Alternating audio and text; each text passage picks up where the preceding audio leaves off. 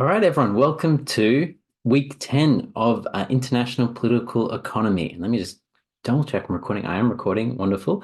I hope everyone has had a nice mid-semester break. Well, as nice as you can with all of the assignment work that I'm sure you no doubt are doing. And I realize that I'm also blameworthy for this as well, but I do really hope you did get somewhat of a break in there. Now we are jumping right back into our exciting political economy course. And this week we're going to be dealing with the very relevant, unfortunately, and important topic of war. So the 21st century has seen an increasingly violent world as both intra and interstate conflicts have more recently broken out across the globe. Now, this week explores the political economy of war and peace, and is the first topic of interest in our final part of our International Political Economy course, which is part 3, the International Political Economy Now and the Future. So this week we'll go into a bit of an overview of the political economy of the so-called peace-building industry that has grown since the early 1990s and track the various turns and methodologies of this now gigantic field, rather. Then we'll turn to the political economy drivers of conflict and ask how is widespread violence perpetuated and sustained. Then in tutorials, we'll investigate what are the broader political economy impacts of conflict, both at the global level and on the everyday ability of a conflict-affected populace to survive. I've also included a content warning here, as I did in the bonus lecture on the war in Ukraine. Some images that I use here of contemporary and historical war zones are illustrative and for educational purposes, but of course they may be upsetting. And also there'll be academic discussion and analysis relating to contemporary conflicts as well. And because of this too, I also just want to alert everyone that these topics are obviously quite has a high potential to be distressing, upsetting, and very difficult to work through. Myself, as well as the entire tutoring team, are always available to chat and debrief. Also, Monash Counselling offers really excellent services, and you can call them on the number that I've listed there. And finally, Dr. Zare Ghazarian, who's the head of the Politics and International Relations discipline, and my boss, is also very much available if there's any concerns or queries at all. So now let's jump into the topic of war. And here are the learning objectives for this week. There's a smaller number, I guess, but they're kind of more weighty than previous weeks. And these are the required readings. There's only 2 of them. There's quite a number of recommended readings this week, which I'd recommend you have a look at as well. So why study war and peace in international political economy? So this topic in international political economy has generally been quite neglected, not only from the field itself, but also very much from teaching IPE. However, one of the things that I want to do today is convince you all of the importance of political economy questions around war and peace. And very slowly, the literature is catching up. And I will talk about the evolution of political economy concerns into questions of war and peace. And for myself, it is a major part of what I do my research on. So previously, before I started my academic research, I was a conflict analyst at the International Institute for Strategic Studies in London, where I focused as a conflict analyst on the wars in Ukraine, the conflict between Israel and the occupied Palestinian territories, Myanmar, and then since that time, I've also done academic research on in these same areas too. And my PhD was focused on the war in Ukraine. So I obviously think it's very important for political economy concerns to enter questions of war and peace, and they have been slowly being incorporated into peace-building research, and especially so after the disasters in Afghanistan and Iraq. But by and large, a lot of these more mainstream political economy analysts and analyses have been focused on liberal and realist perspective and have been mostly concerned with accounting for the economic causes of conflict, such as elite rent seeking, incentive structures for belligerents, and recruitment practices of military groups. And I'll touch on some of these in some more detail later on in the lecture. But a lot of these political economy concerns so far have largely operated at what we call arm's length from the concerns of people who are impacted by conflict. And instead, the scholarship has operated predominantly to problem solve questions relating to war and peace, as is the program of liberal and realist theoretical perspectives, as we have spoken about more broadly. And they tend to reinforce and support the status quo that has arguably caused the wars in the first place. So our purpose here is to try to look a bit deeper into political economy concerns and questions of war and peace by reviewing the evolution of the peace-building field, touching on the drivers of conflict before then addressing the impacts of war on everyday survival and living for people affected by violent war during our tutorials. And it's really vital now more than ever to get critical political economy analysis into the peace-building field and in addressing questions of war and peace, as wars have become increasingly intractable and more frequent. And as of today, there are between 32 to 56 conflicts occurring around the world, depending on how you exactly classify them. And this is really the most violent time since the end of World War II. And in terms of other indicators that emphasize the relevance of international political economy in war and peace today, firstly, 97 countries deteriorated in peacefulness by 2023, which is more than any other year since 2008. Conflicts in Gaza and Ukraine were the primary drivers of the global fall in peacefulness last year, as battle deaths worldwide reached 162,000 people dead. 92 countries also are currently embroiled in conflicts in various ways beyond their borders, which is more than at any time since 2008 and the global financial crisis. And the global impact economically of violence has increased to nearly $20 trillion in 2023, which represented nearly 14% of global GDP. And militarization has also recorded its largely its largest yearly deterioration since 2008, with 108 countries being classified as becoming more militarized, and over 110 million people are either refugees or internally displaced persons due to violent conflict, with 16 countries now hosting more than 500,000 refugees each. And we'll also briefly review some of the most violent and consequential conflicts of the 21st century to really emphasize the fundamental importance, once again, of questions of war and peace for political economy, the impact it has for liberal institutions, and the consequences on the global order. And it's very important to have some kind of knowledge and understanding of the various wars that are affecting the globe today, so that then we can then have a political economy analysis applied to them. Now, Ukraine is, as I mentioned, the topic of my particular PhD, and I went to Ukraine a number of times for field research. And at the moment, Ukraine is involved in an interstate war against Russia since the 2022 Russian invasion. And the broader context for this is an increasingly violent war, which has spiraled from the 2014 war in Donbass. And I provide a lot more detail in the accompanying bonus lecture on Moodle as well, which you're free to check out if you would like, where I go into the history of Ukrainian independence through its period of reform up to the Revolution of Dignity, and then to rupture through the war in Donbass and the Russian invasion. Now, since the Russian invasion and the entire conflict, there's been nearly 37,000 civilian casualties in areas controlled by the Ukrainian government. There's been 70 medical facilities destroyed, 307 educational facilities destroyed, and it's been a highly violent conflict, which has only increased in violence since the 2022 Russian invasion. And this has also seen widespread Russian attacks on energy and other infrastructure frequently over the course of the conflict. There's 6.5 million refugees who have fled Ukraine into Europe, which has also created a huge refugee crisis in Europe as well. And there's nearly 4 million internally displaced persons in Ukraine. Now, in response to this Russian invasion, there's been widespread sanctions on Russia.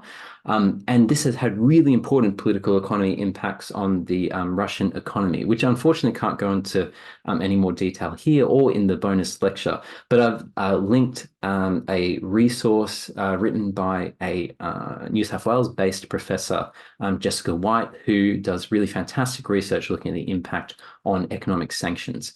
So if you're interested, I would recommend checking that out. And the ICC, the International Criminal Court, has issued arrest warrants for 4 Russian members of government, including President Putin himself as well. But unfortunately, the war has continued to rage, and really only in the last few months, it's arguably getting worse as well. And I go into this in some more detail in the bonus lecture as well. But a political economy perspective on this conflict is really, really vital, as you will see in the additional lecture as well.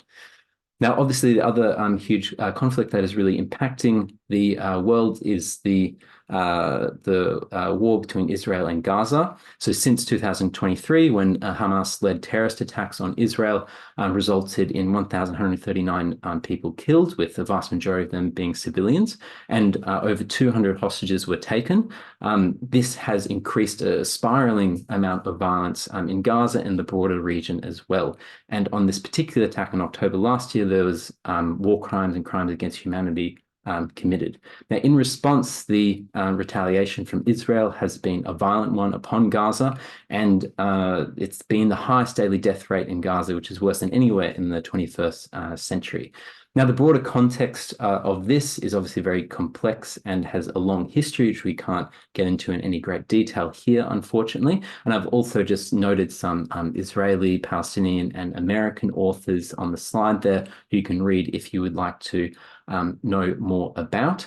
But this is an ongoing conflict between the Palestinians and Israelis, where the Oslo Peace Accords, which were signed in the 1990s, have comprehensively broken down. And since 2008, nearly 7,000 Palestinians and nearly 50 Israelis have been killed in the conflict.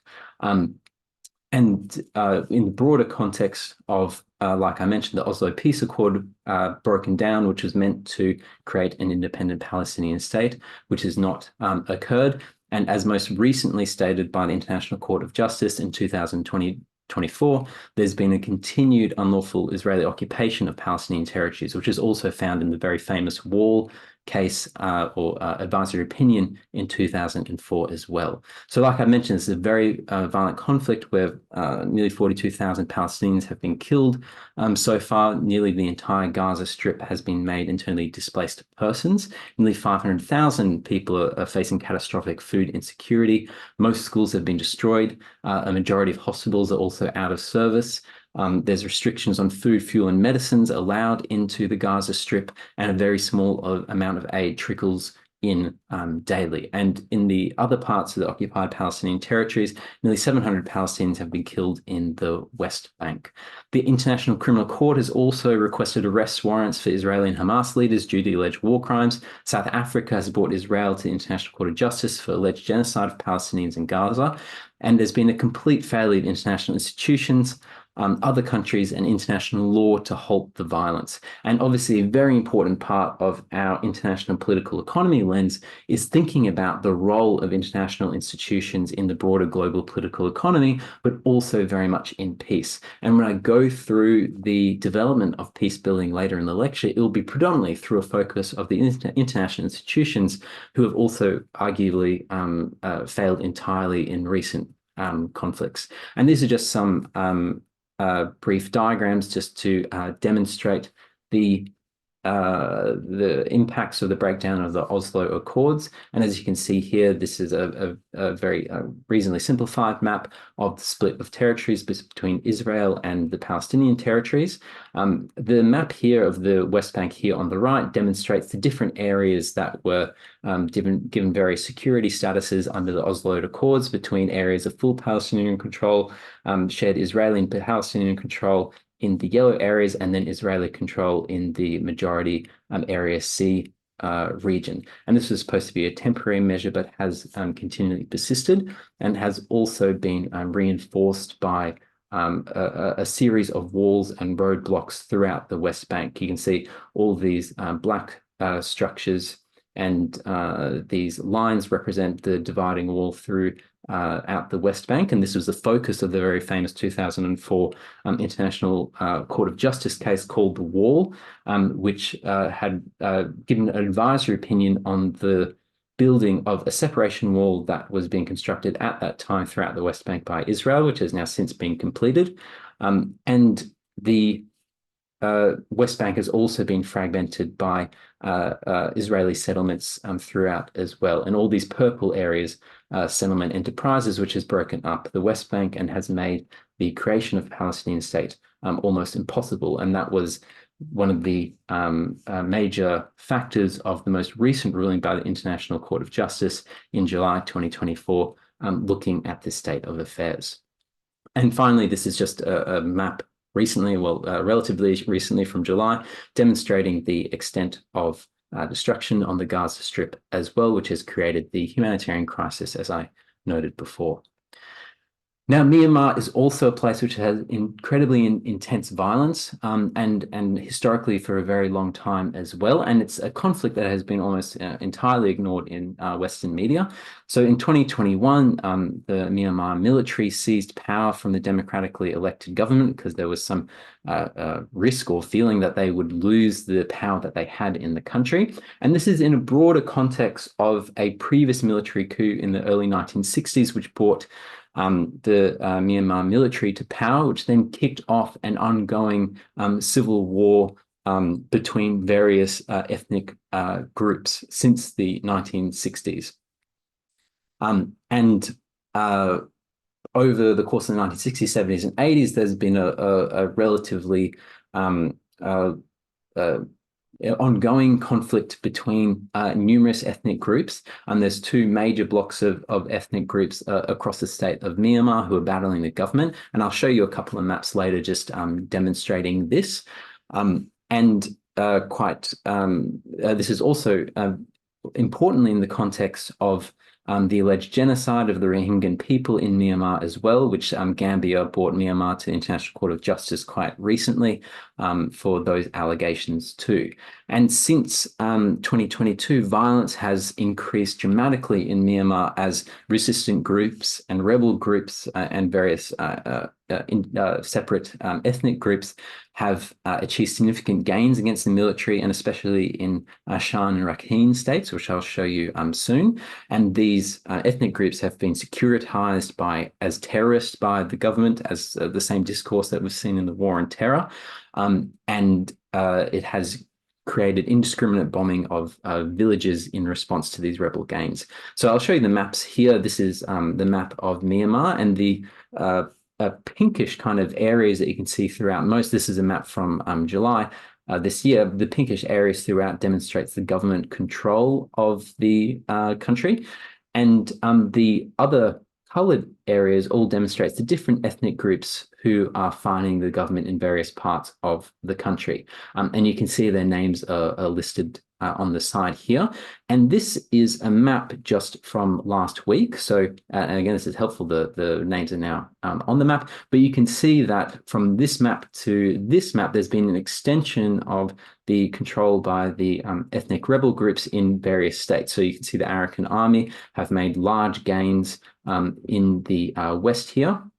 And similarly, the Kachin Independence Army has also made gains in the north as well. And there's also been large gains in Shan State in the center.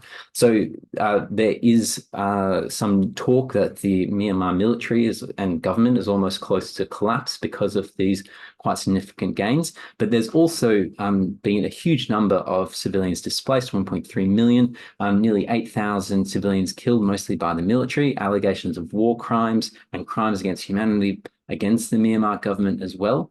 And like I mentioned, this conflict is generally ignored in the West. Only 11% of the funding the UN has been seeking has been contributed. So again, a very difficult conflict as well. Now, in our own for our own territory, obviously luckily unaffected by a war here, but Australia has been embroiled in warfare, and especially since the War on Terror. So the 2003 invasion in Iraq was obviously a modern conflict that we were deeply involved with, which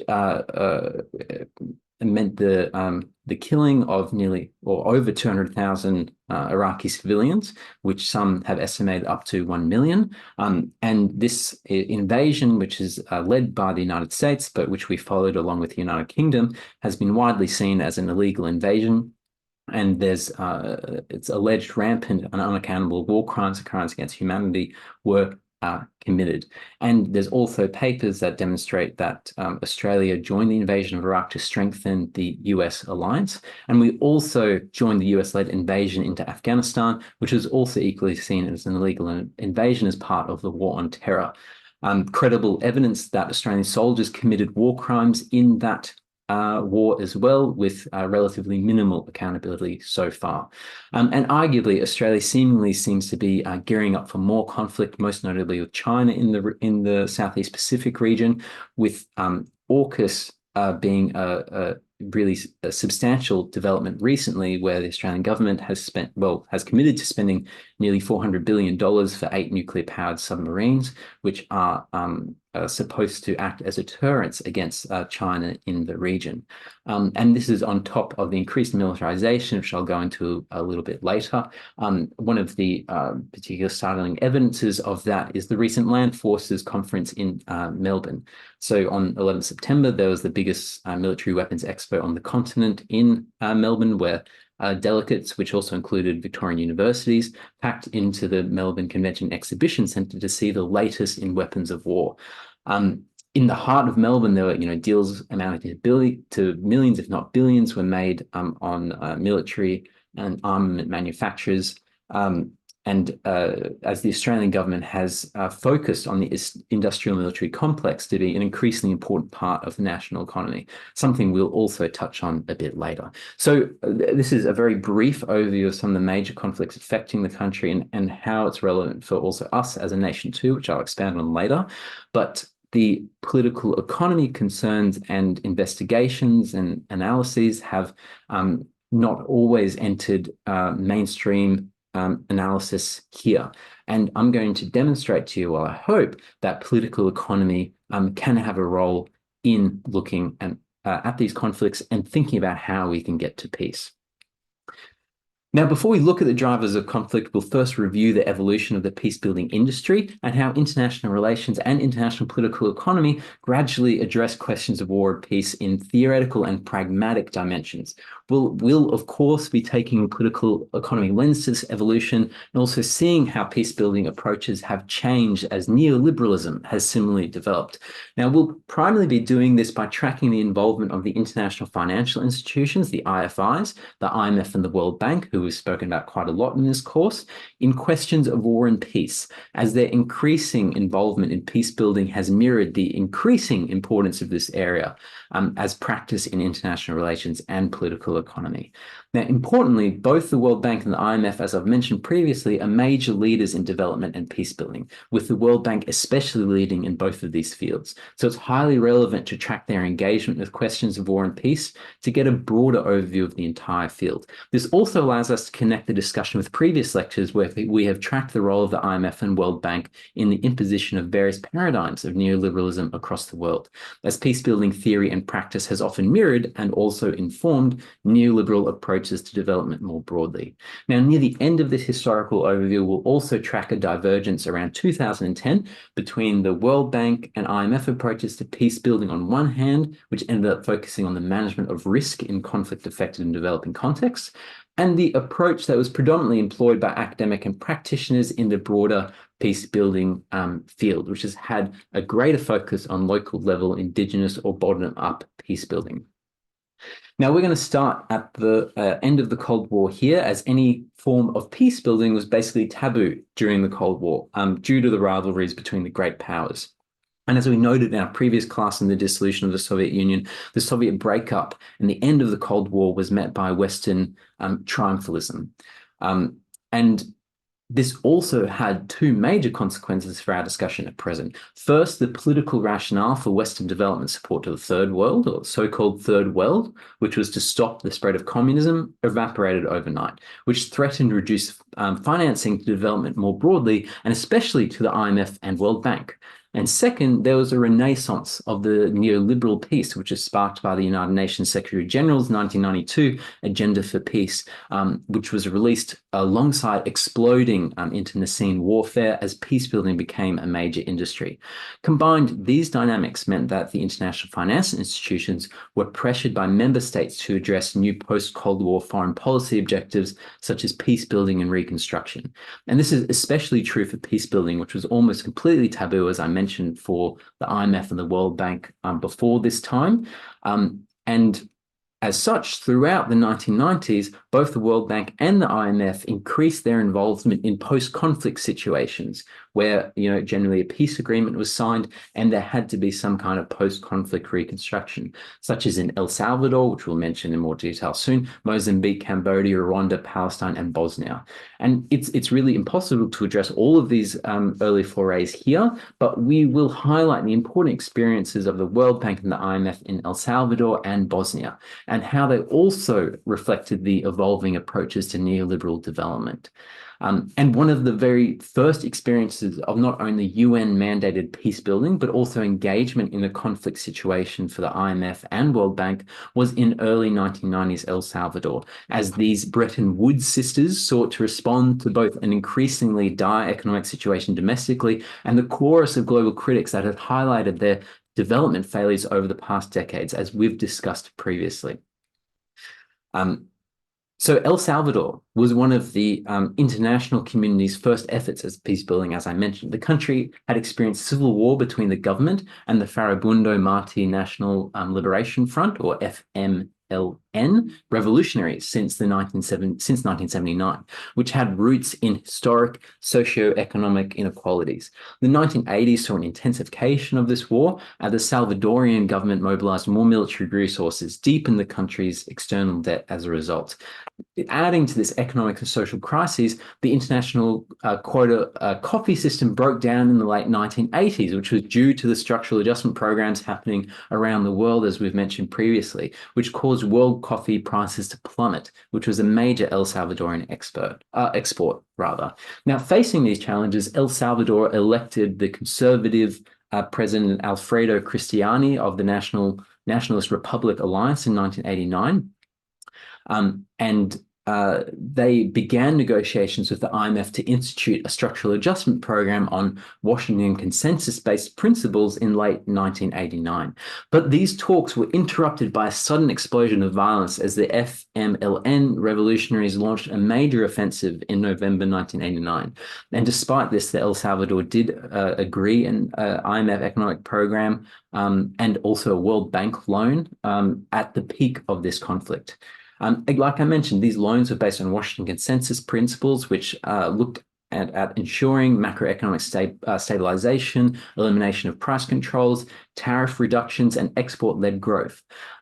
And this was the implementation of these reforms were regarded by the IMF and the World Bank as a great success, which stabilized the economy, stimulated an inflow of private capital, strengthened balance of payments, and maintained economic growth throughout most of the 90s with relatively low inflation. And on the political side, in January 1992, the peace accords were signed between the El Salvadorian government and the FMLN, which ended the civil war. Which seemed like obviously a very positive step. Now, as a part of this peace accord, the pressing economic inequalities which were causative factors in this particular conflict were to be redressed through land transfers to rebel combatants and supporters, which was called a Land for Arms program, where basically revolutionaries and other armed militants would hand in their weapons and receive land for doing so. There was also housing assistance and poverty alleviation programs. But following the peace accords, there was another IMF agreement, which committed the government to very strict fiscal provisions. And the World Bank also emphasized the importance of not abandoning a disciplined macroeconomic policy as it approved loans to the El Salvadorian government. So the El Salvadorian government and the IMF and World Bank were committed to a neoliberal post-conflict economic model, very much on Washington consensus lines, which and believed that the funding for the actual peace accords would come from external sources. But the IFI's programs here, the World Bank and the IMF, were criticized for undermining the peace accords and more broadly negatively affecting the conditions for peace. The UN representative in the Salvadorian peace negotiations argued that the IMF and World Bank applied their programs with little regard to the conflict and peace building, and as I quote, as if a patient lay on the operating table with the left and right sides of his body separated by a curtain and unrelated surgery being performed on each side. Significantly, there was insufficient government funding for the UN-backed Land for Arms exchange, which caused the FMLN revolutionaries to temporarily halt demobilization. For those combatants who did receive some land, there was then sufficient money or technical assistance to help them actually develop that land. And they were quickly thrust into poverty with debts from the land acquisition itself. And the World Bank faced especially harsh criticism for their failed programs, as it expressly sought to create a free market for land in El Salvador, and offered little more than a nostrum to farmers that they'll have to seek employment elsewhere if they lapsed into poverty on their land and they had to, they'd have to sell it off and get out of it. And Nordic countries, in response to all of these developments, took the unprecedented step of writing to the World Bank in protest, demanding that funds be made available to finance the peace accords, which the bank effectively ignored. So academics here criticize the IMF and the World Bank for pursuing essentially the same macroeconomic stabilization and structural adjustment policies with the Salvadorian government as if there was no war. Even Roland Paris, who is a very famous liberal peace builder, was excoriating on the role of the World Bank and the IMF in El Salvador, saying that they should be properly blamed for the rising inequality, crime, and violence of post-peace El Salvador. Even an IMF staff member who worked in Salvador at the time admitted that following the accords, social progress lagged and the poverty situation remained dire. Indeed, there was significant evidence that the widespread poverty and inequalities that originally sparked the Salvadorian Civil War had deepened during and since the involvement of the IMF and the World Bank. The benefits of growth, privatization, and liberalization have almost exclusively gone to Salvadorian elites, with jobs created from growing industries being poorly paid, often dangerous, and without any kind of workers' rights.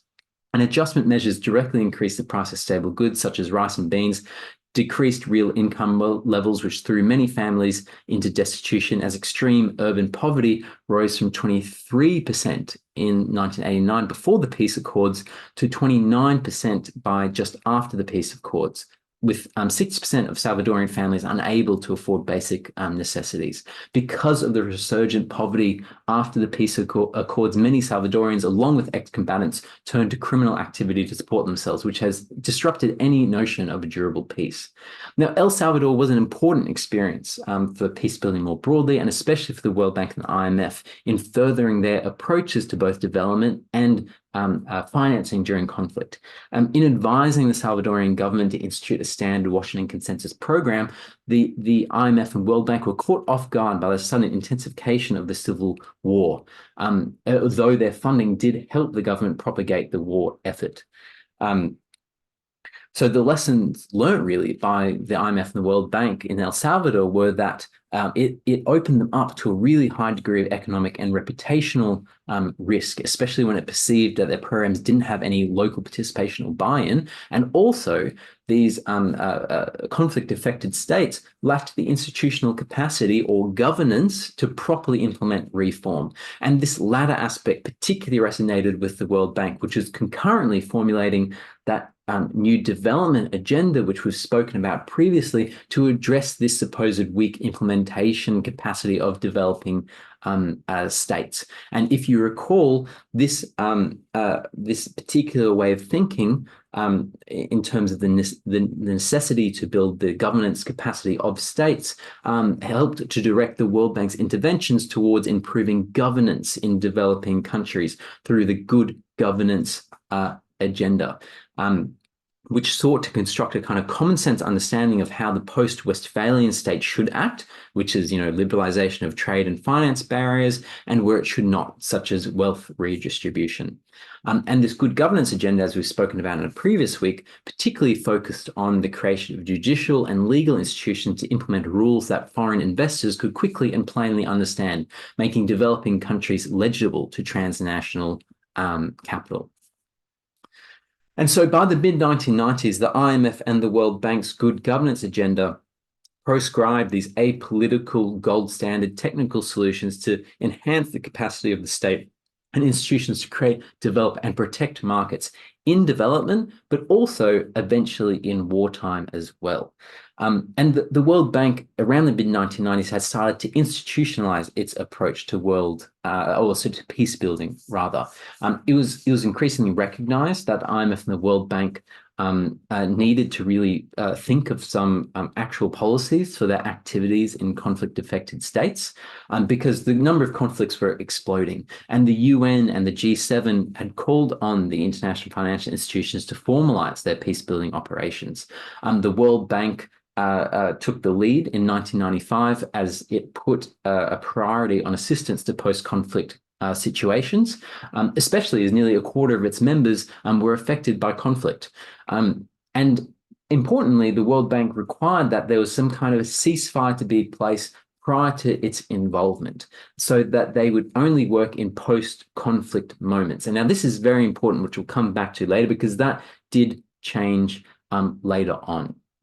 The World Bank formalized a post-conflict unit to guide its peace building, and the IMF also sought to increase its post-conflict activities through different lending programs as well, where the IMF would focus mostly on the macroeconomic issues and fiscal stabilization, while the World Bank focused on reconstruction and structural reform.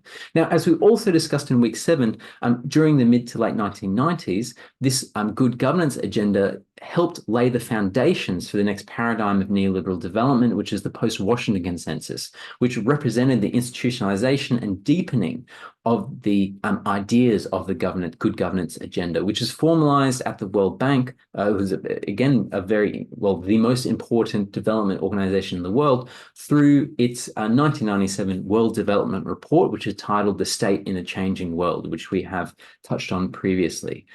This post-Washington Consensus, again, just to give a brief summary, if we've forgotten about it from a few weeks ago, can be summarized as focusing on creating institutions that would ensure the emergence of a market economy, such as judicial independence, independence of central banks, separation of powers, and importantly, external agreements with multilateral organizations and in multilateral treaties that would lock in countries to unalterable agreements. These measures locked in the legal limits on government authority and shielded business and private capital through these supra-constitutionalist protections which were afforded by international agreements and treaties, with judicial independence and the sanctity of the rule of law preventing future governments undoing these post-Washington Consensus reforms, the main purpose of which was an attempt to insulate economic forces from popular accountability. And importantly, as we've discussed, which is the whole rationale of neoliberalism, protecting the economic domain from the political, the purpose of this also was to make alternative futures illegal and guarantee private property rights for private investors the world over. Fiscal consolidation and macroeconomic stability assured by strict inflation targeting regimes of newly independent central banks supervised by the International Monetary Fund was also vital to ensure the predictability of the value of capital within this paradigm. This is, again, just a summary of the post-Washington Consensus that we explored in week 7, but it's important to note that the World Bank also extended this particular paradigm to their peace-building work at this time. And an early example of the IFI, or the International Financial Institution-led application of this germinating post-Washington Consensus, was in Bosnia and Herzegovina, or Bosnia, following the conclusion of the Bosnian War. And again, we have very briefly mentioned the Bosnian War. It was a ferocious conflict that left 250,000 people dead, 1.3 million people displaced following the breakdown of Yugoslavia, and the genocide of the Bosnian people. And following the Bosnian War, the IMF and World Bank had leading roles in driving the post-conflict reconstruction. Their approach was founded upon the assumptions that the neoliberal agenda of the post-Washington consensus could maintain peace and rebuild the country. The application of this agenda in Bosnia, which emphasized, again, the ideas of good governance, secure market institutions, and the like, was a really important experience for the IMF and World Bank, which would eventually inform their peace building as state building paradigm that eventually followed the 2000s war on terror, which I'll touch on soon. The 1995 Dayton Peace Agreement ended the Bosnian War, and it called explicitly for the introduction of neoliberal economic models through a depoliticized discourse of necessary reform. The envisioned Bosnian state at Dayton, where the agreement was made, which was decided by the international community and excluded Bosnian input, had conditional sovereignty and accorded to European Union policy priorities. For the IMF and the World Bank, both privatization and marketization were non-negotiable conditions of Bosnia's post-conflict development and were codified into the Bosnian constitution imposed at Dayton, which even stipulated that the IMF would initially appoint the governor of the Bosnian Central Bank, who could not be Bosnian.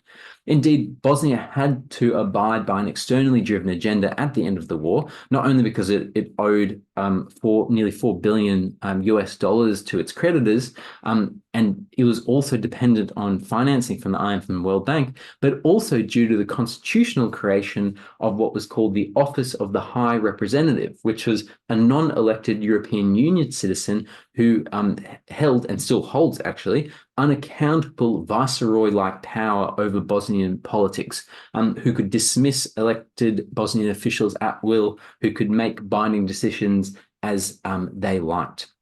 So in this environment of constrained national politics and the insulation of external donors and reforms from popular accountability, Bosnia was a model for the IMF and the World Bank's post-Washington consensus peace-building approach that was being formulated at the time. The IMF, importantly, in this Bosnian case, were really important in furthering monetary, fiscal, and structural reforms. The IMF made it easier to fire Bosnian workers, reduced maternity and pension benefits, and eroded working conditions. The World Bank, meanwhile, focused on liberalizing the banking sector, which meant that by 2005, 70% of Bosnia's banking sector was under foreign ownership. The bank especially sought to assert the independence of the judiciary, the separation of powers, and enforce external agreements with multilateral organizations such as itself, the European Union, and the World Trade Organization, all major constitutionalist components of the post-Washington consensus. Through this restructuring process, this post-Washington consensus agenda was assisted by the unaccountable Office of the High Representative, who forced through wide-ranging restructuring efforts and bulldozed regulations to ensure institutional reforms to guarantee the market economy.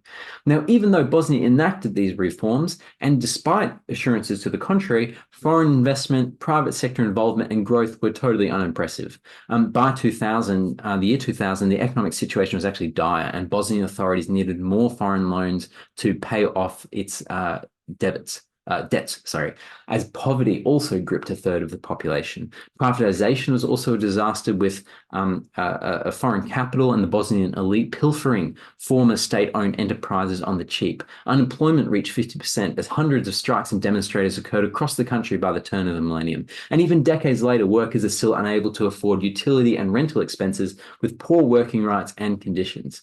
And so overall, this international intervention in Bosnia after the Bosnian War, which was led by the World Bank and the IMF and their post-Washington consensus reforms, further aggravated social conditions that has actually led to basement levels of social trust and potentially more conflict 20 years following the end of the war. Now, despite the evidence highlighting the negative developmental impacts of the IMF and the World Bank in both El Salvador and Bosnia, they rarely address the ramifications of their programs of the conflict-affected populations. And again, a major focus of us during our tutorials this week. So I just had a brief pause in the recording just to fix myself up a sleepy tea. It's quite late here, so I thought I'd grab one of these to help me get to sleep after recording this very exciting lecture. And we're going to now look at Afghanistan and state building. So the World Bank and the IMF faced the new millennium shrouded in irrelevancy, as we have mentioned in a previous lecture. They had both substantially increased their engagement post-conflict, but their general lending portfolios nosedived because of this, decades of constant criticism, unimpressive development outcomes, and also a global commodity boom that had benefited exporters from the so-called global south. So both the World Bank and the IMF were really struggling to get customers for its loans. Now, there's two major processes that reinvigorated the IMF and the World Bank. Um, First, the US worldwide crusade of the war on terror, which left vast destruction in its wake, and the IMF and the World Bank were recruited in the campaign to finance reconstruction. And also, the global financial crisis reanimated them in their development role. And both these processes resurrected the institutions. And the GFC, particularly, we spoke about in previous weeks. Now, the September 2001 attacks on the United States represented a turning point in conflict peacebuilding theory and practice. Prior to 9/11, there was significant internal contestation at the World Bank as to whether their new activities in peacebuilding represented mission creep, because the World Bank was fundamentally an international organization that was founded upon and focused on solely development. And so the last decade at this stage of increasing activities in peacebuilding was highly controversial. But the September 11 attacks left a really personal impact on the bank staff and also effectively muted critics of the IMF and the World Bank's post-conflict activities. And indeed, the 9/11 terrorist attacks prompted the World Bank to question whether they had been correct in withdrawing from Afghanistan after 1979. And the bank authored a report on fragile states, which called on themselves and other international financial institutions, including the International Monetary Fund, to increasingly intervene in what they deemed fragile states to build their institutional capacity with the post-Washington consensus principles they have been operationalizing. This was also really important because this concept of fragility also started to permit the World Bank and the IMF to intervene in countries even if there wasn't a peace agreement signed at that time. So even if countries were fragile, there might have been a formal conflict or there was an ongoing conflict and there wasn't a peace agreement signed, then the bank and the IMF could intervene. So they were not only restricted to post-conflict situations. And this fragility lens also reflected broader developments in peace-building theory, because a lot of the literature at this time emphasized the incapacity of weak states in the face of conflict. Several important works in the early 2000s called for a much greater focus on government institutions in conflict-affected fragile countries, which built on the new constitutionalist post-Washington consensus thinking of the 1990s that the World Bank and the IMF promoted. The general idea was that the pacifying liberal international organizations such as the World Bank and the IMF could construct the right institutions in fragile conflict-affected states that would provide technical solutions to these so-called irrational conflicts and allow peace to subsequently unfold. And such scholarship envisioned that conflict-affected states would acquiesce to international institutions and these states would aspire to an integrated sovereignty, not a Westphalian one, as Western states have enjoyed, but an integrated one where they're straitjacketed into this constitutionalist international frameworks that overrode domestic will, as we've been touching on. Fragile states had to demonstrate the capacity for the ability to actually exercise sovereignty, then just have sovereignty received and assumed. And the European Union's rule over Bosnia is a poignant example of bridging this capacity gap of fragile states. Now, the World Bank and the IMF intervened into Afghanistan as well, which was another early example of the IMF and the World Bank within a fragile, supposedly post-conflict situation at this particular stage. But the eventual failures of the Bretton Woods sisters in Afghanistan following the US invasion would have profound ramifications for their approach to conflict and peace building, and even contribute to a broader reorientation of the peace building field towards the notion of state building. So after the US-led invasion of Afghanistan at the end of 2001, the framework for peace building in Afghanistan was contained within the Bonn Agreement, which mandated an overhaul of the country's polity, economy, and society. And the World Bank and the IMF received a political mandate to intervene in Afghanistan and assist in reconstruction from the US Bush administration. The US sanctioned involvement of the IMF and the World Bank and in Afghanistan and also in Iraq created quite a large controversy in legal scholarship, because both, the institutions, the IMF and the World Bank, they're not signatories to international humanitarian law instruments. They don't have obligations to the UN Charter. They lack accountability to the affected populace, and arguably do not have the internal authority to deal with interim administrations, which was what happened in Afghanistan at the time. There was an interim temporary government. But both the IMF and World Bank re-engaged with Afghanistan despite a now increasingly violent insurgency.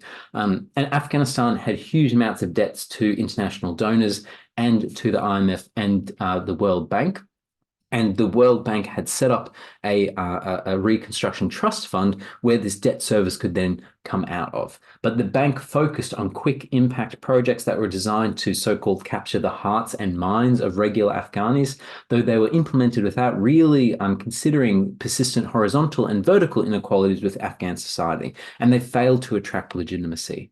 And also the capture of the Afghan state by local and international businesses as a result of ill-judged privatization attempts by the US occupation and the World Bank and the IMF meant that project implementation by contractors was mired in corruption and rentierism. And overall, the disbursements that came from the World Bank's administered trust fund to further institutionalist goals had little or no Afghani participation, and included heavy conditionality, imposing reforms that continued similar mistakes from previous decades of World Bank and IMF lending. And the bank placed great emphasis on establishing and promoting institutional capacity for economic policies in Afghanistan, which again involved the implementation of these post-Washington consensus reforms into the Afghani justice system, security sector, and political regime. And for the IMF, the first year of their engagement in Afghanistan sought to build institutional capacity through the provision of fiscal and monetary technical assistance. Early efforts by the fund focused on establishing the independence of the Afghanistan Central Bank with strict fiscal discipline and no monetary financing. And the focus of their interventions was really to ensure the Afghanistan economy was based on liberal and open markets, led by private sector activity with very low state intervention. And one of the crucial staff members at this particular time, Graciana del Castillo, has since been highly critical of the fund's dogmatic policies at this time, which in her words, she says, robbed the government of Afghanistan of any financing flexibility to carry out reconstruction activities. So the IMF's role basically didn't allow the Afghanistan government to have any money to actually reconstruct anything. And this seriously eroded the government legitimacy. And by 2009, the IMF and World Bank reforms in Afghanistan meant that the country maintained a market-orientated, pro-private sector policy stance, and its trade regime was one of those liberal in the region. But foreign banks established subsidiaries all across Afghanistan. The corporate tax rate was really low, and the IMF's focus, particularly on strict fiduciary management, also ended up through quite complex political struggles, strengthened the executive branch of the government beyond that of parliament, which then triggered intra-governmental power struggles. So despite the focus of the IMF and the World Bank on implementing post-Washington consensus reforms, there was really little evidence by even 2019 that these measures translated into improved government or civil service performance. The continued inequalities in Afghan society, rock-bottom state legitimacy, and overt foreign intervention even fueled the Taliban insurgency as peace comprehensively failed. Sorry, I have to take a sip of my sleepy tea. The failure to maintain peace in Afghanistan really catalyzed further intellectual evolutions at the IMF and the World Bank in terms of how they thought about their conflict interventions, which also echoed similar developments in the peace building literature. Despite obvious failures, bank staff still describe the intervention in Afghanistan as being really foundational to furthering the post-Washington consensus agenda. With the bank increasingly involved in sectors of state practice which had previously been off limits to them compared to prior interventions. Sectors that are vital in encasing the economic realm, such from the political, such as law, justice, and security. All of these areas are previously seen as the sovereign remit of the state. The World Bank and the IMF had increasingly got into. After the Afghanistan failure, through incorporating the ideas of the post-Washington consensus, there emerged this peace building as state building agenda, which really represented no more than window dressing change in the means and sequencing to achieve pretty much the exact same objectives. Rather than rushing to liberalize the economy, the first goal in this peace building as state building agenda is to strengthen the capacity of the actual effective state. So it moves a little bit away from the pure post-Washington consensus discourse on straitjacketing the fragile states into international agreements with a fictitious sovereignty. The peace building as state building paradigm sought to strengthen sovereignty through legitimate domestic institutions. Excuse me. Let me progress the slides. There we go.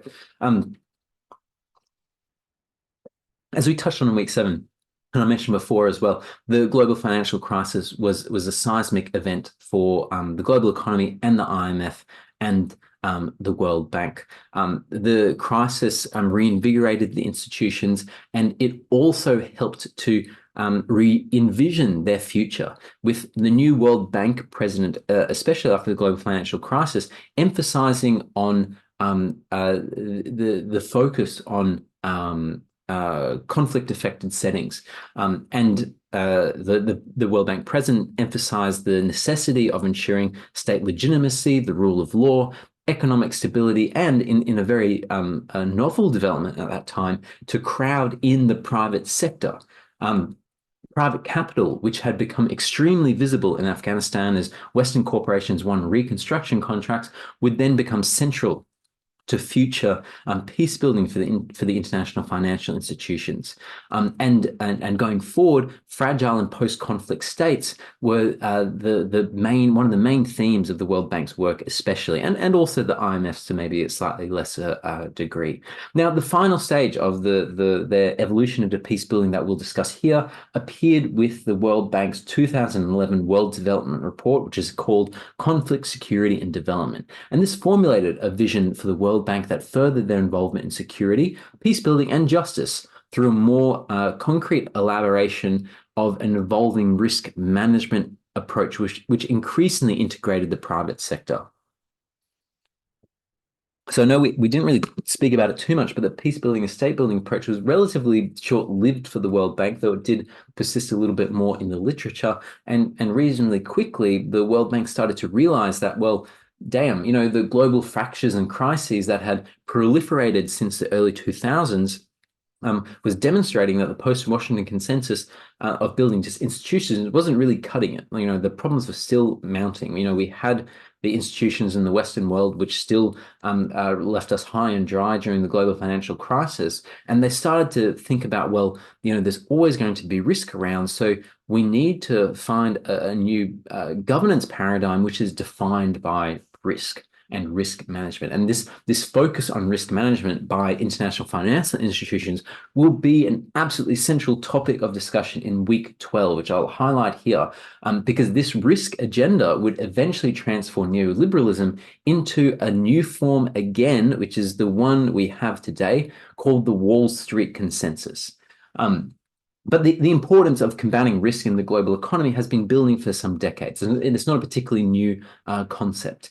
Over the course of the early 1990s, mainstream economists gradually viewed risk as the dominant reality of the contemporary world, which needed to be reduced, need to be managed, maybe spread out in an optimal manner. And the broader kind of modernist project of our societies has been to try to replace uncertainty with risk that could then be known and calculable using rational methods and techniques. And this could most practically be seen through the use of, debt securitization, collateralized debt obligations, credit default swaps, and all these technologies or financial technologies of controlling for risk, which we had touched on, where there was an attempt to categorize, measure, and then profit off risk, which ended up planting a ticking time bomb under the global financial system that exploded sensationally as a global financial crisis.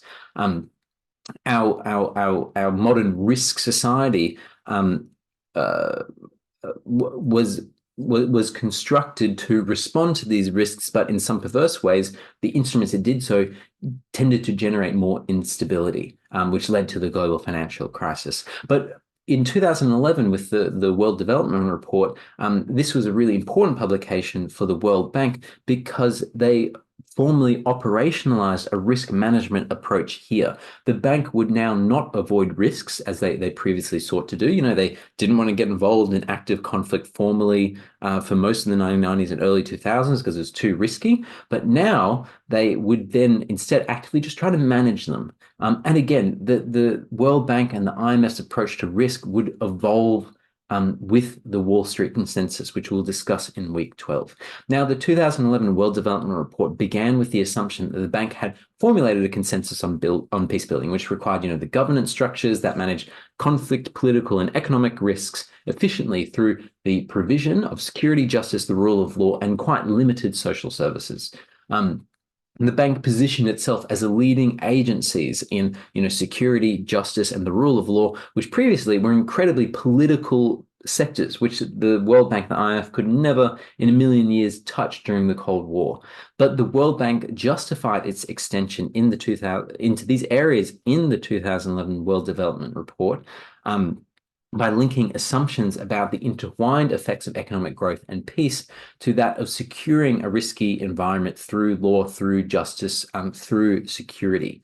For the bank, the importance of ensuring a secure environment through managing risks through security, justice, and law are to mainly restore confidence in the fragile state and primarily the confidence of foreign investors, which would then categorize subsequent institutional transformation. Now, the 2011 World Development Report extensively prescribed practices that fragile states should perform in collaboration with international financial institutions to ensure the protection of the economic realm from the risky political one. The World Bank argued that in violent situations, the conflict-affected state must alleviate key bottlenecks to restore confidence and establish a business-friendly environment, especially through the creation and guarantees of property rights.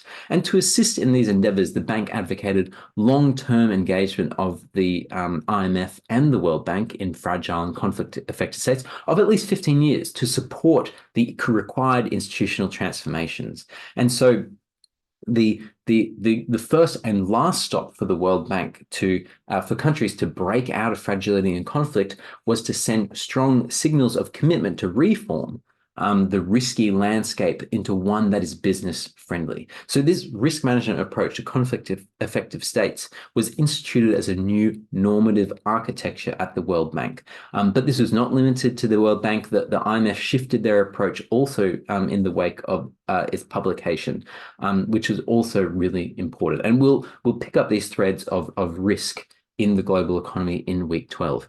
Now, the last part, and I'm sorry this has been going on quite some time, but it's such an important topic. I'm going to just touch on the academic divergence of the academic and practitioner approaches to peace building, which diverged around this time as the IMF and the World Bank released, the World Bank released its 2011 World Development Report. And in this context of the broader peace building field, the World Bank and the IMF's eventual turn towards risk management for development and conflict-affected contexts were a major evolution, is huge and really significant, as we'll more properly explore in week 12. But they were not the sole change in the field. And importantly, peace building practitioners and academics also developed new arguably reasonably divergent approaches to questions of war and peace compared to that of the IMF and World Bank. And again, around the time of the 2011 World Development Report, the entire peace building literature and practitioner fields were well aware of the continued failures of establishing peace through the neoliberal project. Conflicts continued to increase worldwide, peace agreements continued to collapse, and peace appeared more elusive than at any time since the end of the Cold War. And interestingly, these continued failures and the limits of peace building simulated the theorization of some kind of sub rosa, as it's known, or like a hidden resistance that emerged from the recipient population against the external peace building interventions that typically were conducted by Western institutions such as the World Bank and IMF. Peace building scholars argued that there was some kind of hidden resistance that disrupted power exercised by international institutions to implement peace building programs where they didn't represent localized legitimacy. So the academic and practitioner field started to theorize, well, we've been focused so much on international institutions applying peace building programs to affected countries, but didn't really think about how the local population would respond. And so this triggered the academic field to identify local resistance as a barrier for intervention, which stimulated them to embark on what was called the local turn, where peace building was seen as needed to work with the hidden agencies of the local populace rather than against them in a more top-down, quasi-colonial manner as they had been doing previously. Scholars and practitioners responded to a prominent 2010 call in the literature for a human-focused approach to peace. And they started to shy away from the top-down, standardized, technocratic approaches of traditional neoliberal institutionalism that the World Bank and the IMF were offering at the time, and orientated towards a bottom-up and localized measures. Scholars define this new form of peace formation as where indigenous or local agents of peace building, conflict resolution, development could find ways of establishing peace processes and sustain dynamics of peace at the local level. And so scholars started to talking about the everyday peace, local ownership, and hybridity. This was discursively very different from the top-down peace building, state building, and the institutionalism of the post-Washington consensus of the 2000s that the World Bank and the IMF was associated with. But the need still for external intervention, liberal markets, the telos of peace, cultural relativism, and economic subjects was still arguably unquestioned in the scholarly approach of the so-called local turn. The overall aim of these strands of scholarly peace-building literature was to, by their particular arguments, was to find a more empathetic, responsive, culturally sensitive peace that encompassed the local, indigenous, and everyday experience. But a lot of more critical literature here started to still point out that this local turn still tended to suppress any kind of political exteriority outside the shallow confines of the neoliberal imagination and the permitted neoliberal subjectivity. The core problem was still how to make liberal states and institutions and really to ensure just how they're accepted by local actors, which was really the problematic. Visions of indigenous peace and hybridity still retained key assumptions of liberal democracy, human rights, the rule of law, and the liberal subject, along with foregrounding, individual self-interest to create social contractarian ties to disincentivize violence. So despite this local turn, peace-building practice still firmly rested on an ideology of liberation by liberalism. Though conceived from the bottom up, the standpoint of the post-conflict state is still from the perspective of neoliberal governance, which, if we take a kind of Foucauldian notion of this approach, disciplines the population at a closer individual level to ensure that neoliberal deregulation, privatization, and marketization. Western understandings of pursuing peace still very much locked into the neoliberal doctrine, but in a slightly different way with this local turn, as critical scholars added. It reinforced a Eurocentric neoliberal understanding of state formation as a model to emulate. So this focus on the local appears at a second glance to have allowed neoliberal relations to bury deeper into the social totality of a community to create disciplinary obligations of contractual accountability through debt, reaching everyone, for example. The logic of one solution to all inadequately developed, conflict-affected societies, which, emerging from war, is still firmly instituted through the transnational consensus of neoliberal peace building. And this trajectory of peace building really today appears set to more or less continue. And the two most recent discursive developments in the peace building academic literature are first a pragmatic focus of interventions, and second, the conceptual extension of peace building beyond just the post-conflict moment, as I've mentioned with the World Bank and the IMF. The UN in 2015 called for a more realistic and contextualized political strategy that would prioritize closer interactions with local people to better understand their concerns, needs, and aspirations in the peace building area. Chandler, who is one of this week's required readings, describes this as a move towards a pragmatic approach to peace building that problematizes the imposition of neoliberal institutions in the local population. So, kind of taking the local turn and the focus of the local population and trying to integrate them with, what's the external intervention looking like? And this is the pragmatic turn to think about how these interact.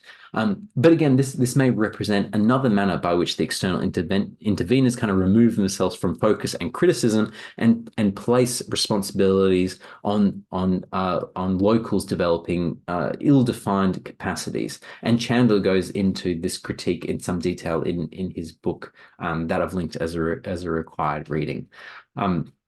And just very briefly, kind of in tune with the World Bank's extension of where it could consider it could intervene in terms of peace building. And remember, the bank could previously only intervene in the post-conflict moment, but with some internal reforms, they then started to say that they could, intervene when conflict was still ongoing. And the UN had, by 2015, also backed this up and suggested the necessity of extending peace building interventions before the post-conflict moment.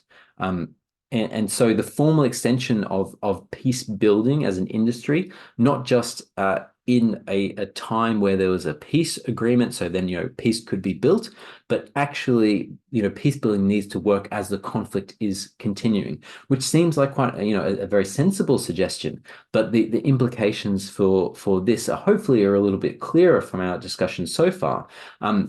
This would mean that peace builders such as the World Bank and the International Monetary Fund could introduce the quite often destabilizing reforms that they have been associated with for many years into conflict-affected contexts. And this is what I touch on in some, not a huge amount of detail, but a little bit of detail in the bonus lecture this week. And it is something we'll also touch on a very small amount in week 12. But this basically meant this conceptual loosening of what peace building was, which could now extend into active conflict, meant the World Bank and the IMF would engage more frequently with countries in active war. And this has been extremely controversial, and it's a point that some of the recommended readings touch on. And so I'd recommend looking at that if you're interested there. Now, and I apologize, Tiana, this has been going for a long time, but finally, I want to touch on the drivers of conflict, which is a reasonably large topic, but we'll deal with in some brevity here. Now, there's no generalizable single or even multiple drivers of war in this increasingly violent world, and the particular drivers for conflict vary significantly across time, context, and the country. But there has been some research and political economy research into what might be called war economies. Whether these are the local economies of wartime, or they're driving increased militarization, or they're associated with the internationally dominant military-industrial complex that has become a highly central part of many economies, and especially those of the permanent 5 members of the UN Security Council: China, France, Russia, the UK, and the United States. And the war economies is really an emerging part of critical peace-building literature. And I'm also involved in a book project that is coming out looking at war economies too. And it's a very important topic. Now, throughout history, economic factors have obviously always played a central role in warfare. And until recently, the economic dimensions of civil wars and interstate wars have really received um, relatively little policy attention and let alone systematic scholarly assessment. This has changed somewhat since the mid 1990s with a growing body of academic and policy research that produce important new insights on the political economy of armed intrastate war. And a main impetus for this new vector of research has been the increased acknowledgement among analysts and policymakers that many wars have actually become self-financing in nature. With a decline in superpower support since the end of the Cold War, both rebels and rebel groups and governments have sought alternative sources of revenue to sustain their military campaigns. In addition to the traditional means of pillage and plundering, the trade in lucrative natural resources, diaspora remittances, the capture of foreign aid, these have all become increasingly important sources of combating self-financing. And facilitated by weakly regulated globalization and weak states in the developing world, combatants have benefited from business deals with criminal networks, arms traffickers, and scrupulous corporate entities, which has meant that there's been reaching well beyond the war zone to the world's commodity markets and major financial centers to sustain many wars.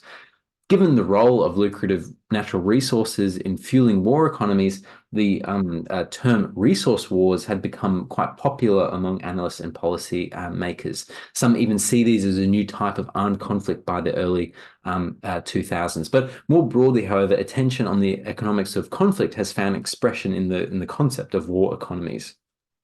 Now, most scholarly writing on civil conflict tended to treat war as an inherently dysfunctional disruption of normal social, economic, and political interaction within a society, and based on empirical research on specific conflicts such as Sudan, Angola, Sierra Leone, Cambodia as well in the mid 1990s, there was a new body of research that challenged this particular assumption. This is a functional approach to violence and civil war, and it demonstrated that far from being, irrational or dysfunctional, violence and instability often served as a range of political, social, and economic functions for individuals, groups, and even the state. And expanding the famous dictum by Karl von Clausewitz, many scholars have described these conflict dynamics as the continuation of economics by other means. And in fact, where there is more war than winning, those benefiting from violence may have a vested economic interest in conflict continuation. And one of the really important scholars at this time, who's very much a mainstream scholar who ended up working for the World Bank, actually, Paul Collier, he very importantly introduced the greed or grievance dichotomy to investigate the economic causes of war. Among the many important findings of his research in the late 1990s and early 2000s, the most widely reported was that there's that there a moderate to high natural resource dependency of the country is correlated with a high risk of conflict. According to Paul Collier's controversial greed thesis, economic motivations and opportunities or loot seeking are more highly correlated with the onset of conflict than ethnic, socioeconomic, or political grievances, which he called justice seeking, which led to the hypothesis for him that resource wealth makes rebellion feasible by providing the opportunity and even the motivation for rebellion. Insofar as grievances factor at all, Collier also asserted that they amount to little more than a rebel discourse used to mask and justify their predatory activities among those whose support they seek. The idea that civil war is driven by rebel greed was particularly appealing to policymakers who were really discouraged by the complexity and seemingly intractability of ethnic and religious conflicts that grew throughout the 1990s. And if many contemporary conflicts are driven by contests over economic resources, then resource war should be more amenable to resolution than conflicts over such indivisible identity issues as ethnicity, religion, ideology, or politics.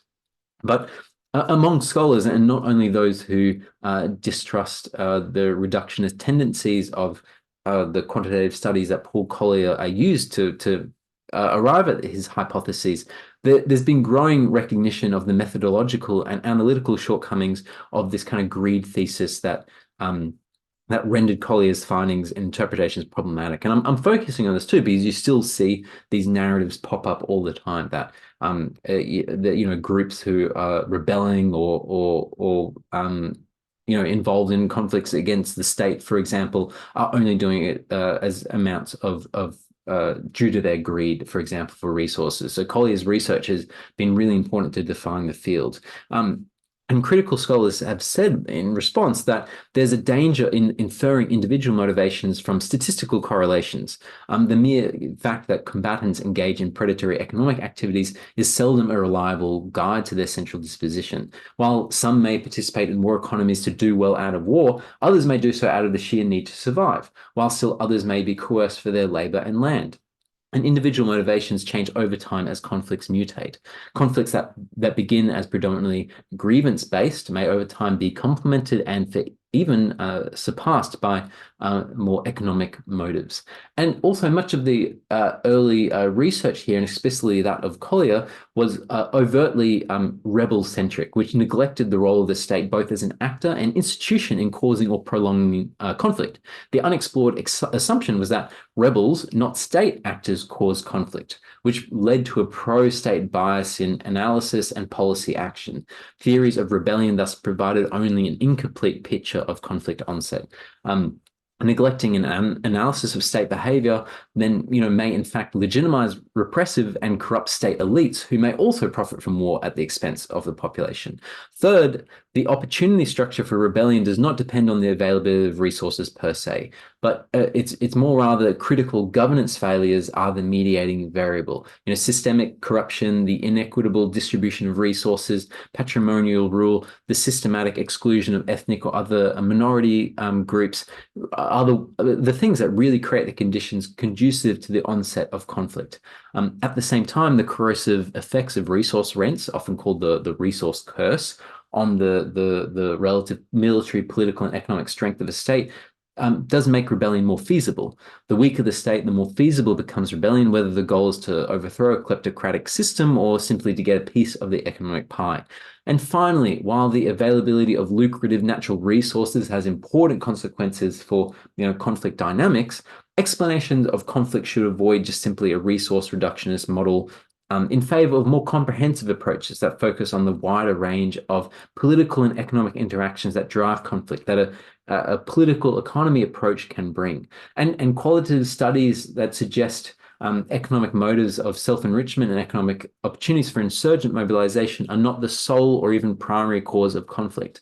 The outbreak of conflict rather tends to be triggered by the interaction of economic motives, opportunities with socio-cultural, political, and economic grievances. Now, another important factor in the increasing global power is the power of the military-industrial complex. So the important factor in increasing global conflict is the power of the military-industrial complex, rather. And the military-industrial arms complex refers to this kind of nexus between defense or the military and weapons producers, which have grown increasingly integrated into a booming, profitable industry, and especially for the 5 permanent members of the UN Security Council who are ironically charged with upholding world peace. The American arms industry, in particular, already dominates the international market in a staggering fashion, controlling 45% of all such sales globally, a gap that's only likely to grow more extreme in the rush to further arm allies. And the recent conflicts has ensured spiking profits and political power for the largest companies at the heart of the military-industrial complex. For example, US arms manufacturer Raytheon has directly benefited from increasing weapons sales to Ukraine, with the CEO predicting that the latest US supply of much needed weapons to Ukraine will yield billions in revenue over the coming few years with profit margins of 10 to 12% for the company. And beyond such direct profits, there's also a large issue here in the United States where the largest all-weapon manufacturers are located, because the way the country's arms lobby is using wars to argue for a variety of favorable actions that go well beyond anything needed to supply arms to allies. These include less restrictive multi-year contracts, reductions in protections against price gouging, faster approval of foreign sales of military weapons, and the construction of a huge number of new weapons plants. And this is all as the Pentagon budget threatens to hit an astonishing $1 trillion within the next few years. Um, and over the years, American arms manufacturers have been demonstrated to undermine democracy globally, while also enabling even greater repression and conflict. And these arms manufacturers are some of the strongest in the world in the military arms complex. And we'll talk about Australia's one very soon.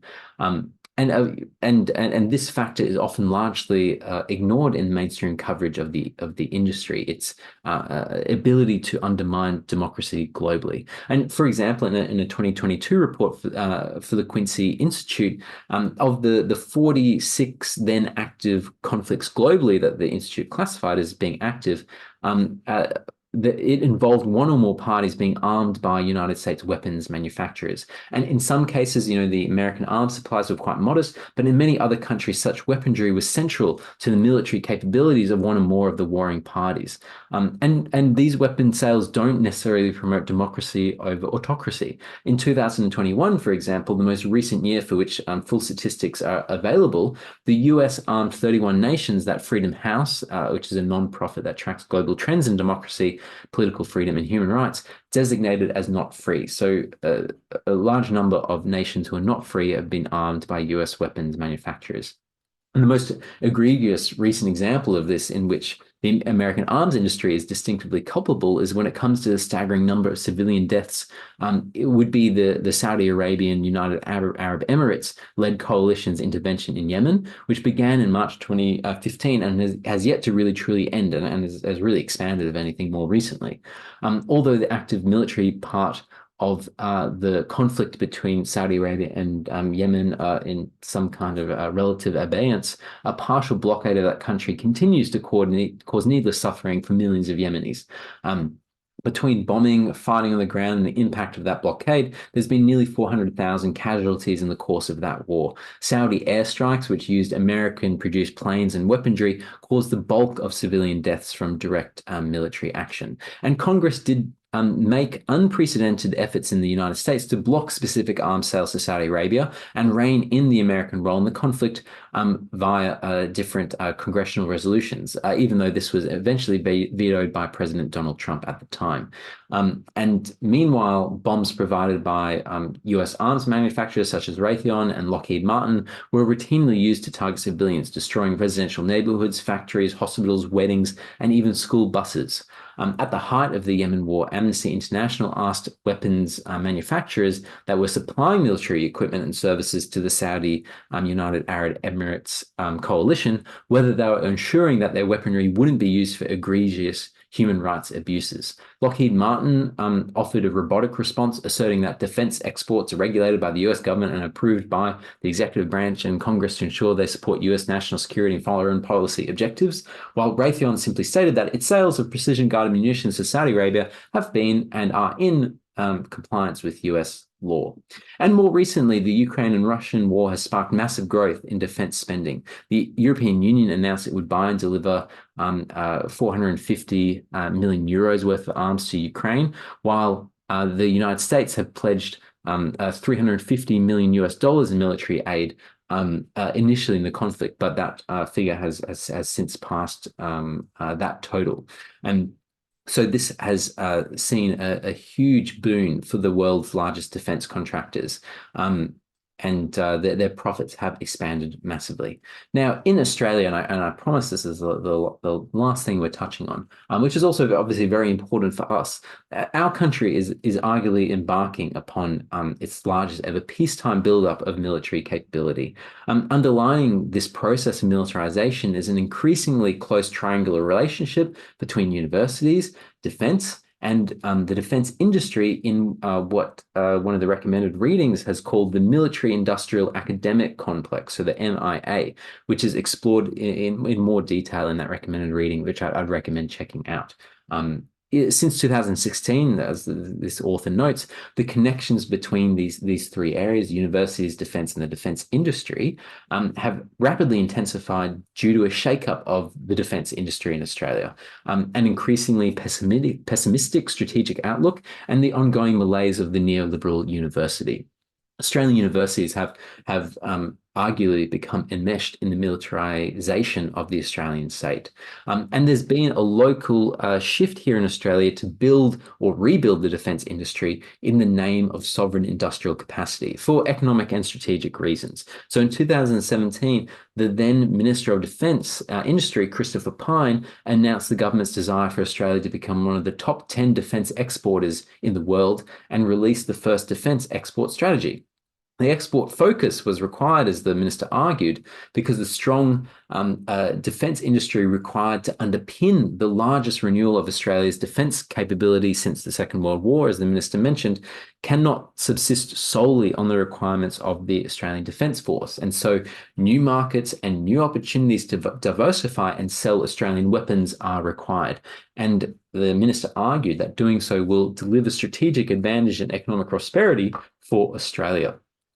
And a further example of the economic motivations of militarization in this country lies also in the 2016 announcement that at that particular time, 12 French-designed submarines would be built in South Australia, which was not only intended to meet Australian defence requirements, but also to reinvigorate Australian manufacturing. And reinvigoration was particularly required in South Australian manufacturing as it had been hardest hit by the collapse of the automotive industry. Obviously, that deal was scuppered because we got the nuclear-powered submarines instead, but this was the economic motivation behind it anyway. But it's not only the changes in the economic climate that has affected the defence and defence industry, but a shifting strategic environment as well, and crucially how that environment is being perceived. In 2020, Australia produced a new strategic update, given that Australia's strategic environment has deteriorated more rapidly than anticipated, as the government stated, and the key changes identified in the update are faster military modernisation in the Indo-Pacific, new weapons that challenge Australia's military edge, improved cyber capabilities and use of those capabilities, major power competition, and grey zone activities, which included militarization of the South China Sea, disinformation, and economic coercion. This update in 2020 argued that it's strategic competition, primarily between the United States and China, that will be the principal driver of strategic dynamics in the Australian Indo-Pacific region. Now, importantly, also very relevantly for us too, the proportion of research at universities that have been funded by defence has expanded dramatically with these changes in recent years. Now, I've got a couple of figures here, figures 1 and 2, which demonstrate the substantial growth in the contracts awarded by the Department of Defence to Australian universities. Figure 1 here, if I can show you with my mouse here, shows the number of contracts, whereas figure 2 shows the total spend on these contracts. In 2001, for example, as you can see here on the diagram, compared to 2014, more than 4 times the number of contracts were issued by the Department of Defence for universities, and there was roughly an 8-fold increase in the amount of money allocated. So Australia has an emergent and expanding military industrial academic complex. But, why does this matter? And I'll just focus on maybe 3 reflections in response to this question, and then I promise I'll finish. First, what it tells us about Australia's strategic outlook. Second, what it means for higher education. And third, a reflection on the relationship between the political economy of security, alliance relationships, and new and emerging technologies. To begin with the strategic question, the nature of Australia's military-industrial academic complex and the motivations driving it reveal arguably a lack of strategic imagination. Australia's militarization, driven in large part by the military-industrial academic complex, contributes to regional tensions and fuels the very great power competition that it claims to be responding to. Great power competition is not only dangerous for security and peace, but also corrosive to democracy.